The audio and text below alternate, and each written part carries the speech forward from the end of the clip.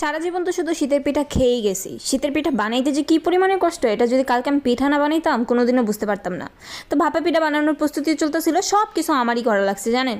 এই যে নারিকেল থেকে শুরু করে মিঠাই কাটা কুটা একেবারে সব বানাইছিও আমি একলা একলা বসে।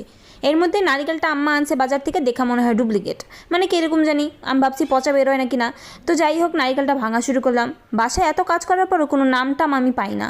এর জন্য যত জিত ছিল কারোর তার দেখাতে পারি না, সব এই নারিকেলের উপরেই মিটাইছি। আর নারিকেলও ঘাটতেরা কম নয়, এমনভাবে ভাঙছে মানে তেরা বেঁকা, কী আর বলবো। তো যাই হোক, তেরা হোক বা বেঁকা হোক, ভাঙতে তো পারছি। ভাঙার পর ভাবছিলাম ভিতরে পচা হয় নাকি না, কিন্তু ভিতরটা খুলে দেখি যে না, একেবারে ফ্রেশ নারিকেল।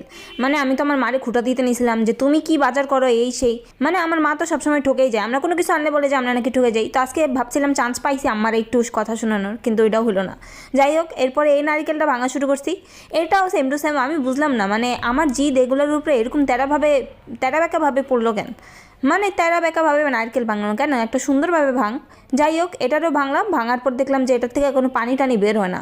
তো ভাবলাম এটার ভিতরে ওই যে মজাদার যে ফুলকাটা থাকে নারকেলের ভিতরে, ওই খোলাসটারে কী বলে আমি জানি না, ভাবছিলাম ওইটা আছে নাকি না, এর জন্য নাকি পানি পড়ে না। এরপরে দিয়ে ওমা, পানি কে বলছে পড়ে না, এত পানির পানি, এই দেখেন এত পানির পানি পড়ছে, বিশ্বাস করবেন না পানিগুলো এত বেশি মিষ্টি ছিল। তো এটারও ভাঙার পর একটু আপসেট হয়েছিলাম, ভাবছিলাম এই জায়গায় ওই যে ফুচকাটা থাকে যেটা খাইতে অনেক মজা, কিন্তু নারকেলটা এখানে টেস্ট করে দেখি ফুচকা তো নাই, ওটা নারকেলও পাইনসা। তো যাই হোক, এরপরে হচ্ছে গিয়ে একটুখানি ভেঙে আমি আমার ক্যামেরাম্যানে দিছি, ক্যামেরাম্যান খাওয়াও তো মজা পেয়েছে, বলে যে পাইনসা।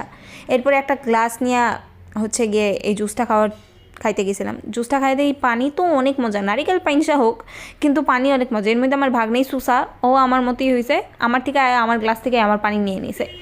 এরপরে নারিকেল কুড়ানো শুরু